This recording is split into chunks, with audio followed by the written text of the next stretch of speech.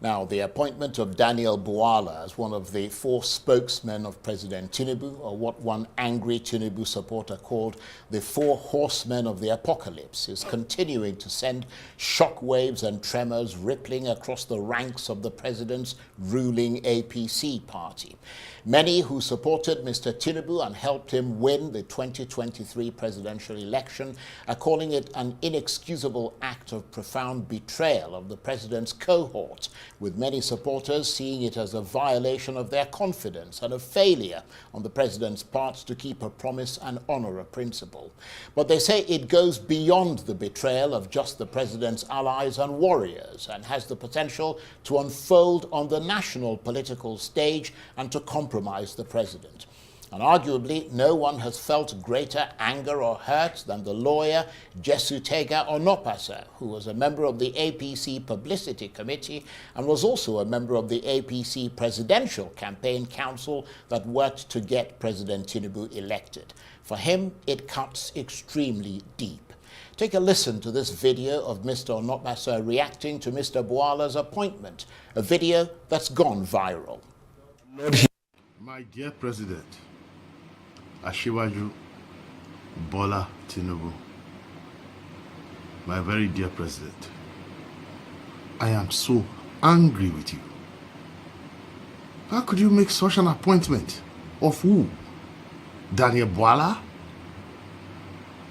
who insulted all of us, called you a drug dealer, a drug baron. You stab all of us in the back. You disgrace us, you humiliate us by appointing someone who insulted all of us during the campaign. I mean, what is going on, Excellency? What happened to you? You will attack Yaya Bello. You will attack Rufai. You will abandon Fani Kayode. We supported you. Then the people who fought us, I don't need any appointment from you. My Lord Jesus, it takes care of me. Anytime, any day. That's the story of my life. I don't need anything from you. But this is such a shame. Shame. That you will stab all of us in the back like this. And bring some funny character. A serpentine character. You never know where he stands. You give him an appointment on what basis? We are the ones that put you in power. And that is, of course, the lawyer and former member of the APC Presidential Campaign Council, Jesutega Onokpasa, and he joins me now in the studio. Good to see you, Jesutega. Thanks for having me, Charles. This sounds like a black eye for the supporters of President Tinubu, like yourself. It is. The question is, how much of a black eye is it? It is. It is a serious black eye. Dear and beloved President stabbed all of us, his staunch supporters in the back, with this absolutely ridiculous, meaningless, and just inexplicable appointment. So what do you think brought on this appointment? I don't know. That you see as an act of betrayal? Some of his, it has totally riled our party. Some apologists. You know, I'm a Tinubu supporter. I'm not a sycophant. Those who apologize for everything, who are apologists for everything, they say it's strategy. I think it's stupidity. You know, it makes people who worked. You know, we won this election, the last election, with the lowest margin since 1999. Every other president has won by more than 50% of the votes, Charles. We won with less than 40% of the votes. So for me, well, as a Catholic, I believe it's just the will of God. Yeah, but that may be the reason why he wants to form a broader base. Yes, a broader base by stabbing his supporters in the back and bringing in people who insulted. How do you call a president of a country a drug dealer? I mean, Daniel Bwala is a lawyer. He has no evidence, not a shred of evidence, that our president is a drug dealer. He called him a drug baron. Then how does a president now appoint such a person? We were the ones defending him. Then this person who called our president, collective president, that's the president God gave us, called him a drug dealer, you make him your spokesman. Then Bayo Ononuga tries to rationalize. It's just ridiculous, Charles. I mean, what is your main gripe? Is it that Mr. Bwala's appointment is bad for the president's image and his PR, or is it that the jobs are being taken away from Mr. Tinubu's supporters who campaigned for him, like yourself, and being given to people like Mr. Bwala who campaigned against him, or is it both? First of all, not all of us want appointment. Not all of us need appointment. Yeah, but I'm wondering what your gripe is. Right. It's just the insult that our president seems to take us for granted. He does not feed us. I've never gone to Tinubu's house to sit and start waiting for him to give me anything. Never. There are those who do that. Not all of us do that. Some of us just love, and for me, in fact, I even like the president as if he's a family member. I don't know why, and that is why it's really, really hot. That my president just behaved as if he can stab anyone in the back, disgrace anyone, humiliate anyone. I mean, I don't trust him anymore. I'm sorry, I don't. Right. What I'm wondering is whether this response from you is a full-scale reprisal, because, I mean, if it was, you'd probably renounce your support for the president. No, I still support my president. Well, you said you don't trust him anymore. I don't. That's a form of renunciation. Yes, but he's still my president. But if it was a full-scale sort of reprisal, you would probably also resign from the APC. No, I won't. So this is more of a calibrated response. Yes, but our party is our party. I can't remember the name. My president, right or wrong, that's not my philosophy. But I still support my president. It's just that it's clearly, totally misguided, and it's just doing things that he thinks things will help him in 2027. And I was on you are not a politician, so you won't be members of such platforms. Somebody said that it is strategy, and I said no, it's stupidity. Bwala helped Atiku Abubakar to fail in 2003, and he will help Asiwaju Bola Tinubu to fail in 2027. Is that a prediction from you then? Of course, unless he has to. We can't tolerate this. You see? You say you can't tolerate it. Clearly this particular appointment has gone down like a sort of lead balloon for you. I mean... No, for all of us in our party. But you're clearly not happy about it. Do you intend to fight it, or is this the extent of your protest? Not at all. No, we can't tolerate it. You see, Asiwaju has to respect... Well, we are politicians. We are Nigerians. We are citizens. We have rights. Now... Yeah, but the president has a right to appoint whoever he wants to. Who cares? We also have a right to hire and fire a president. So you're going to work against him then in 2027? No. He has to rescind this appointment. Well, how would you hire and fire him if you're not working against him? Well, let that time come. I support my president, but he just has to respect all of us in this party. What about the appointment of other non-APC people, like, for instance, Bianca Ono, who's now a Minister of State of There's Foreign nothing Affairs? wrong with Bianca. I mean, she's from an opposition party, but that doesn't get your goat. No, no, it does not, because Bianca never insulted us, never disrespected us. Right. Bianca is the wife of our dearly departed brother, Odumegu Ojukwu. In fact, Bianca's appointment was, I would say, is the strategic one.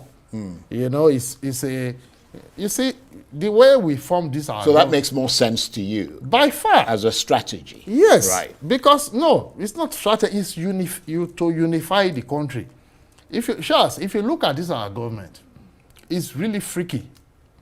And many of us have not, just maybe because of our love for Asiwaju, we've not been complaining about it. I mean, where are the Niger Deltans in the government? Where are the Igbos in the government? Where are the Hausa Fulanis in the government? We won, even in Yoruba land, we won in Ekiti, we won in Ondo, we won in Ogo. Where are those people? You form a government of Lagos and Osun, where you lost? I mean, what an insult. So what is your, I mean, let me just clarify what your position is now in terms of your support for President Tinubu. I'm not talking about on a personal, I support politically.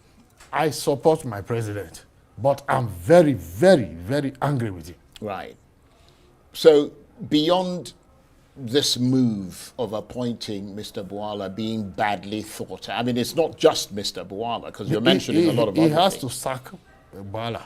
Yeah, but what about the other things you talked about? You talked about the other appointments that have not been made, and that it's essentially a government of Lagos and Osun State. Well, that is up to him. If he feels that he has, my president feels he has conquered everyone, conquered everywhere, we shall see what will happen in 2027. What about his policies? I mean, I know you're a big advocate of trying to make the situation of the poor in Nigeria better. Of course. Are you seeing that in his policies? Not at all. Not at all. That's even, it's the strange part. What, you know, Asiwaju is actually, in fact, Asiwaju is confusing us. Asiwaju is someone that, if you are around him, you can't be, he hates somebody being hungry. He's a nice guy. He hates someone being hungry around him. So it's so strange that he seems to be comfortable with hunger. When you say hate, so you mean that he tries to alleviate yes, that person's he does. hunger? Yes, right, okay. He does that. He takes care of people. That's why I love him. Now, he does not take care of me. I take care of myself. God takes care of me. Asiwaju has never given me one kobo. I don't owe him anything. He's the one that owes me something. Now, then we now form a government and prices keep increasing. Our citizens hardly have food to, can hardly afford food. Okay, what was our plan? We massively produce food for Nigerians. And the whole idea is this. If, for instance, if we can't reduce fuel prices, let us reduce food prices. Let our citizens just be able to eat. I was talking, Charles, to a professor of psychology. And I asked him a question. This is something that has never happened to me. What would a man feel if in the morning he wakes up and he can't feed his children? And he said the man will feel worthless. That is it. He just got it. And that's how many of our citizens are feeling, Charles. And then we buy cars, 250 million naira. We wear wristwatches, 200 million naira. We can't take tractors to villages. They called us Agbadorians during the election. And okay, you call us Agbadorians, you will eat the Agbado. When you eat the Agbado, are you not an Agbadorian with us? No plan, nothing. Nothing. I don't know, those two guys he put in Ministry of Agric, I don't know, they have no plan to feed anybody, perhaps other than themselves. In fact, it's a disgrace. And I'm not sorry to say. So just returning to the issue of Daniel Bwala, do you think there could be political ramifications for the president, that it's likely to cause more serious political ripples going forward, or you think it's just going to play out? No, it won't play out. This one, Achiwaju has gone too far. He has insulted us enough. Seriously. He's really insulted. I'm still a Baptist. I don't know why I love him. He has insulted us too far. This one will not play out. So beyond being sort of badly thought out as an appointment, from your point of view, this sounds like a threat to you. Not at all. Ooh, Bala, can Bala even look me in the face? It's not an issue to me. It is an insult to all our party supporters. You see this election, let's take our supporters in the East. They became endangered species during the election. They still supported us. They still supported Achiwaju. What has Achiwaju done for them? How do you run a government like that? What has Achiwaju done for Niger Deltans? What has he done for Hausa Fulani? They voted for us. What has he done for the Middle Belt? Nothing. So if he gave you an appointment now, I will reject it. I don't trust him anymore. Right. So, I just support him. I just love him, but I don't trust him anymore. But the point you're making... Achiwaju gives us, his core party supporters, the impression that he can stab anybody in the back, he can disgrace anybody, he can humiliate anybody, he can discard anybody. That's and do you know the funny thing about trust? You see, if I don't trust you, Charles, it's either I run away from you or I fight you. Now me, I'm Onokpasa, I'm Urobo, I'm Okpe, I'm in Niger Delta. I don't run away from anybody. So you're going to fight him? I don't run away, even from God. I run to God. I will run to my God. Now, I don't run away from anybody. It's that fight and flight conundrum. Me, I fight. You know? And Achiwaju has pushed us to the wall to the extent that it's go. And what he does not even realize, I don't know who the hell is talking to him. People are regrouping. He does not even realize that. People are angry. What crap? So, I mean, would it be fair to say, listening to you now, that there are a lot of people within the APC and Tinubu support groups who are very unhappy with the way these appointments are going on against people? Yeah, but apart from the appointments, right. Let's not be thinking of that. You see, the narrative should not be like... Right, so beyond the appointments, yes, his policies also, as well. Yes, right. We have to feed our citizens. Right. We have to feed our citizens. They are hungry. And it doesn't matter whether you're APC or PDP or from the southeast or southwest or whatever. People are hungry. Are feeling pain. Man, serious pain. And Achiwaju seems to have been dislocated, disconnected from reality. Then he insults us with the appointment of this character. And that's the last straw, basically, for you. That is just totally unforgivable. Well, I mean, you're still a politician, so let me get your reaction to some of the news that we've had coming in. We're hearing, and I don't know whether you'd see that as a credit to the president in his attempts to fight against insecurity, but we're hearing that Simon Ekpa, one of the leaders of the separatist group IPOB, has been arrested in Finland on suspicion of publicly inciting people in Nigeria to commit crimes with terrorist intent. In the case of Simon Ekpa, I wonder what your reaction is to in the case of Simon Ekpa, his arrest is overdue. In fact, I had even, well, this is classified, I had actually even encouraged that he should be shot because he was killing his fellow... You can't shoot someone without trying them. You're a lawyer. No, you can't. You can't. If the Yeah, well, person, you'd be liable if you did. No, if the person is an enemy combatant, it's liable to be shot. I know the law. Yeah, no. What I'm saying is that you're advocating for him to be shot. No. But you have to have incontrovertible evidence. He's alleged to have done things. Yes, no problem. But Right. this is just intelligence stuff. It's just a crazy, poorly educated young man. If that's in that case, I am in full support of his arrest.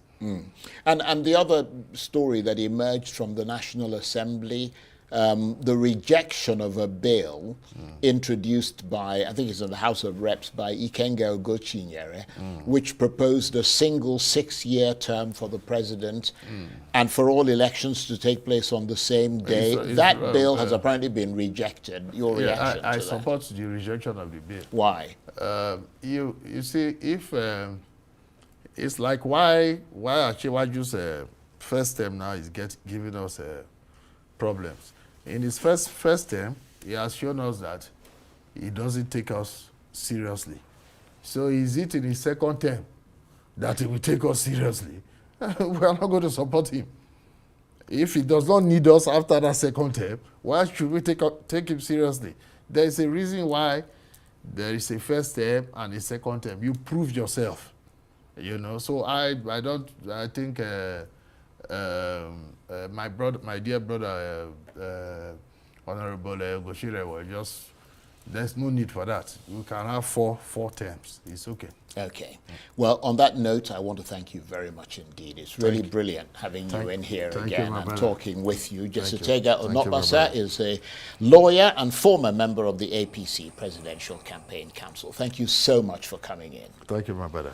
That's it for this edition of Arise Prime Time. Join us again tomorrow. From me and the entire team here in Abuja, bye-bye, and thank you for watching.